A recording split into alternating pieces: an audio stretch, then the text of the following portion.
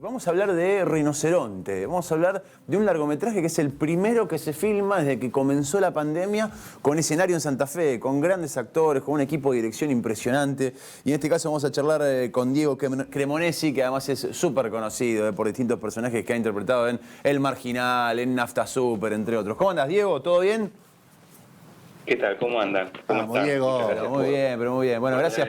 Ganas de charlar conmigo. ¿Qué tal a todos? Genio. Gracias por estos minutos. Sabemos que además estás ahí entre corte, entre descanso, de grabación, no grabación, que deben ser jornadas complicadas, ¿no? Debe ser largo, cansador, ¿o no? ¿Cómo es este tipo de jornadas? Los rodajes habitualmente son intensos, son horarios aparte que van variando, el sueño va cambiando, va mutando y se hace difícil, pero también a la vez es un trabajo hermoso, así que no me puedo quejar.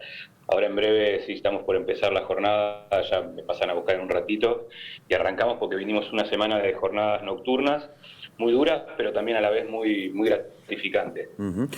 ¿Cómo es el tema de los protocolos? Ahora hay protocolo para todo, para rodar también, digamos. Evidentemente se tienen que respetar y cuidar muchísimo los protocolos, ¿no?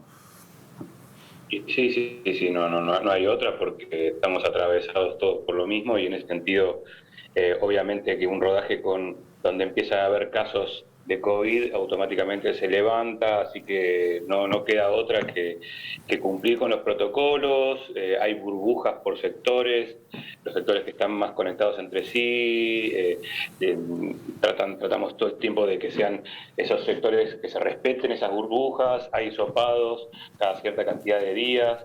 Ayer tuvimos, ayer el hisopado de todo el equipo y por suerte dimos todos negativos con alivio, siempre con ese nervio. Pero a la vez como muy contentos de poder finalmente hacer esta película, que es una película que teníamos muchísimas ganas de hacerla desde hace mucho tiempo. Se había visto frenado el inicio del rodaje por la pandemia, la habíamos hecho el año pasado más o menos a esta altura, así que ese golpe y ese dolor tan grande lo estamos un poco sanando ahora, dándonos el gusto de poder terminar este trabajo, que creo que es un trabajo hermoso. Con dirección de Arturo Castro Godoy y con ¿Es íntegramente en Santa Fe? ¿Todo se va a rodar acá en Santa Fe? La película sucede y se rueda absolutamente acá en la ciudad de Santa Fe, con un equipo local en su mayoría, desde la producción, desde la dirección, después completado con compañeras y compañeros de Córdoba, algunos de Rosario, bueno, pocos que hemos venido de Buenos Aires, yo en mi caso de la ciudad de La Plata, pero la gran mayoría de aquí de Santa Fe, así que me parece que eso es un valor que tiene la película, que para mí siempre es destacable y está muy bueno, lo local, ¿no? ¿Qué nos puedes contar de Rinoceronte para los ansiosos que la vamos a esperar?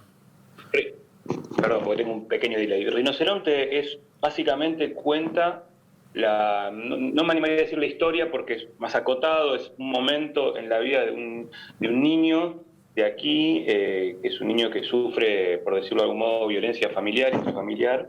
El Estado interviene, se lo quita a la familia y mi personaje es un asistente social que va a acompañar a este niño en ese proceso y a la vez se va a ver interpelado un poco por su historia, por la historia del niño, por cómo este personaje identifica con esa historia y las cosas que se le juegan a cada quien. Es una historia muy sensible, muy profunda, muy bien escrita, que fue algo que a mí me llamó la atención fuertemente de entrada, lo bien escrita que estaba, lo bien contada que estaba. Realmente tengo muchas ilusiones con esta película, creo que es una película hermosa y muchas veces uno hace algo con la esperanza de poder potenciar eso que estaba ahí y a veces también haces algo pero con el miedo de no arruinar algo muy bueno que estaba planteado, no sé si me explico. Y desde ese lugar me parece que Rinoceronte ya contaba con un guión bárbaro y realmente a mí me generaba muchísimo deseo poder actuar el personaje que Arturo escribió, que me parece un personaje hermoso y esta historia que me parece que es una historia profunda, que ayuda a reflexionar y que a la vez nos cuenta un cuento, que es lo que nos gusta, a lo que nos gusta ver películas y demás, que nos cuenta una historia, ¿no? Entonces, con la esperanza de poder estar a la altura de semejante guión y de semejante historia, ojalá estemos haciendo las cosas bien para que la puedan disfrutar después. Obviamente como actor profesional debes preparar mucho los personajes y laburarlos mucho, pero cuando te toca algo, bueno, como esto, digamos, que tiene una cuestión profunda, muy sensible. Bueno, recordamos el personaje del Cui, digamos, tenés detrás de todo eso también hay todo la situación de la vida intramuros, de lo que significa la cárcel, de un montón de cuestiones que son sociales y muy profundas. ¿Cómo te preparas para esos personajes especiales? ¿Cómo te metes en las temáticas? Cada proyecto te va pidiendo cosas distintas, entonces me parece que en cada proyecto uno va encontrando nuevos métodos, pero sí siempre intento un poco empaparme de la cosa. A veces la cuestión es informarse desde un lugar más informativo, y a veces es tratar de encontrar en uno, interiormente, por decirlo de algún modo, esas sensaciones que estos personajes están viviendo y ver de qué manera podría yo identificar con algo de todo eso y tratar de transformarlo en un sentimiento propio. No sé si me explico, pero digo, o indagando en el miedo del personaje del quiz, o indagando acá un poco en la construcción de todo eso que no se ve, que no se cuenta, que es un poco lo que pasa en la vida misma. Cuando uno conoce a una persona, está conociendo a esa persona aquí ahora, pero no está teniendo en cuenta todo ese bagaje de información que es la vida misma que ha vivido, y en ese sentido me parece que el trabajo fuerte es poder darle una prehistoria y una carnadura al personaje tal que para cuando se vea interpretado por la historia haya ahí algo interesante y a la vez profundo, y que a la vez quien lo vea, porque eso es para mí determinante, el público que mira ficción hoy día, que es la mayoría absoluta de las personas, porque ya todo el mundo tiene acceso, es un público muy entrenado, con la mirada, está viendo absolutamente todo, de todo el mundo, todas las producciones, digo, a través de las plataformas y demás. Entonces es un público con una mirada muy avesada a la cual yo respeto mucho y estimo. Entonces trato de que mis trabajos sean los menos ingenuos posibles y lo más profundo, que por lo menos me permita a mí el proceso puntual, ¿viste? Hola Diego, ¿cómo te va? Te saluda Héctor Galeano. Buenas tardes, un gusto saludarte. Buenas tardes, ¿cómo estás? Vos sabés que tenés 44 años igual que yo, así que me voy a tomar la licencia de contarles. Unos pibes. Somos unos pibes. Sí. ¿Recordarás esa escena en donde Rodrigo de la Serna, Ricardito en Ocupas, va a Doc Sud y el negro Pablo lo verduguea, que casi, digamos, termina con la idea de abusarlo? Sí. Bueno, recordaba como una joya, una escena, una joyita, por más de la brutalidad de la escena, por la tensión que generó esa escena. A mí realmente sufría mucho cuando el Cui, el sapo lo verdugueaba en la cárcel, Rolly Serrano, porque Rolly era enorme, y porque el Cui era muy chiquito y le hacían, era víctima de la banda del penal. Dos comparaciones que quería hacerte porque la tensión, transmitías la tensión. Me estarías comparando la escena de Ocupas con la de Costa. Mirá, la tensión de tu rostro ante la verdugueada del sapo y sus secuaces, te diría que es comparable. Con la de Ricardito en el piso. Con la de Ricardito. Bueno, que me estés diciendo, para mí eso es un montón, porque yo soy un gran admirador, no solo de Rodrigo de la Serna como actor, sino de Bruno Estañaro como director, a quien tuve el gusto de conocer como director en Un gallo para Esculapio, y Ocupas para mí siempre fue un punto de referencia desde todo punto de vista. Y esa escena en particular, la escena del Mascapito, una de las escenas más tremendas de la televisión, es una escena inolvidable. Así que me digas esto, para mí es un orgullo absoluto, y no me genera más que cosas lindas desde el lugar de que hay algo ahí del laburo cumplido, de decir, bueno, porque ¿qué me sucedía en ese caso? Sentía que para hacerle honor a la serie, en este caso El Marginal, y a todo lo que mostraba un nivel de crudeza y de realismo tan grande, el nivel de miedo y de sufrimiento que tenía que experimentar este personaje tenía que estar a la altura. Claro. porque sentía que si no, que iba a estar subestimando lo que se estaba contando, desde dónde se estaba contando y a aquellos que estaban viéndolo.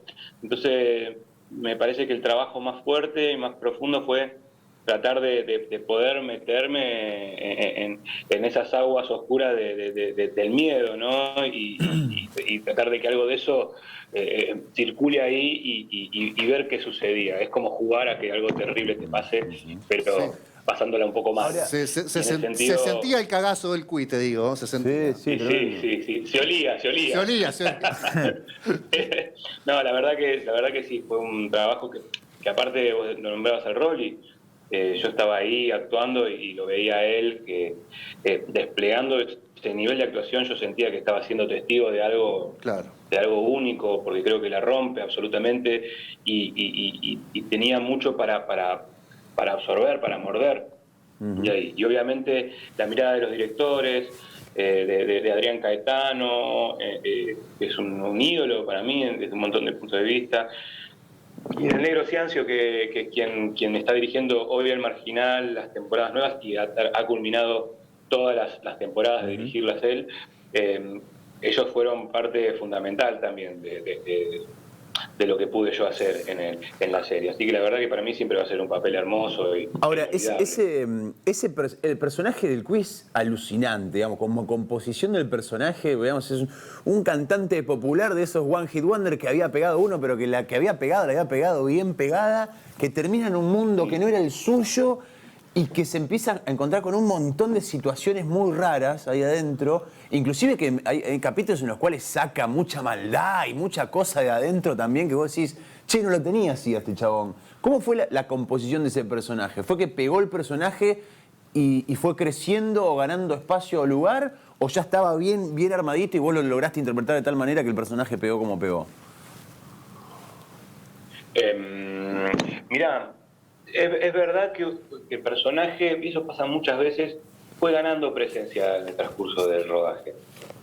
Ganó algunas escenas, siento que fue definiéndose, por supuesto a través de la mirada del director, ¿no? De los directores que iban identificando cosas positivas que iban sucediendo, entonces me iban pidiendo cosas nuevas o íbamos probando algunas cosas que quizás no estaban ahí, pero el personaje ya tenía un planteo bárbaro. Yo realmente me gusta cómo lo definís porque pensé mucho en ese tipo de cantantes populares, a quienes admiro y respeto. Digamos, yo toda mi vida actoral interpreté un personaje que se llama Paco Remember.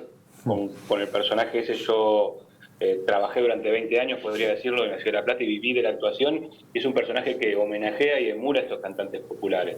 Y para mí fue un poco hacer honor a todos esos años de haber podido vivir de esa inspiración y pensé mucho en muchos cantantes. Por ejemplo, lo vi mucho, lo miré mucho a Leo, a León Santafesino, como digamos, fue uno de mis grandes referencias al momento de tratar de imaginarme esos tipos,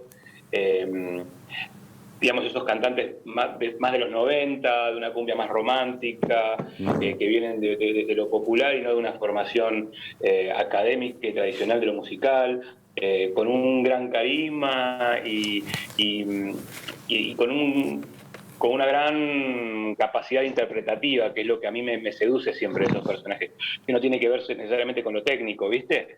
Y eso, encontrarlo, fueron varios meses de cantar y bailar solo en mi casa y que mi familia me odiase. Pero bueno, estoy contento porque siento que es un personaje que trascendió la serie en algunos aspectos y me pude dar el gusto de cantar y me sigo dando el gusto de que la gente me lo reconozca en la calle, así que para mí es impagable. Diego, muchas gracias por tu tiempo, te liberamos, sabemos que te vas a seguir grabando, así que bueno, gracias por estos minutos y esperamos, todos muy ansiosos, más los santafesinos todavía, Rinoceronte. Muchísimas gracias, muchas gracias por el tiempo y gracias, aprovecho para agradecer la forma amorosa con la que he sido tratado todos estos días aquí en Santa Fe y con la que estamos pudiendo, de la forma en la que estamos pudiendo llevar a cabo el rodaje, agradecer la colaboración de todos los organismos que lo están permitiendo y ayudando, colaborando, y de la gente en general que nos está comprendiendo los momentos de molestia en la calle y demás. Así que ojalá que puedan disfrutar de Rinoceronte en su momento, tanto como nosotros de hacerla, y muchísimas gracias por darle difusión al cine nacional. No, por favor, un abrazo grande.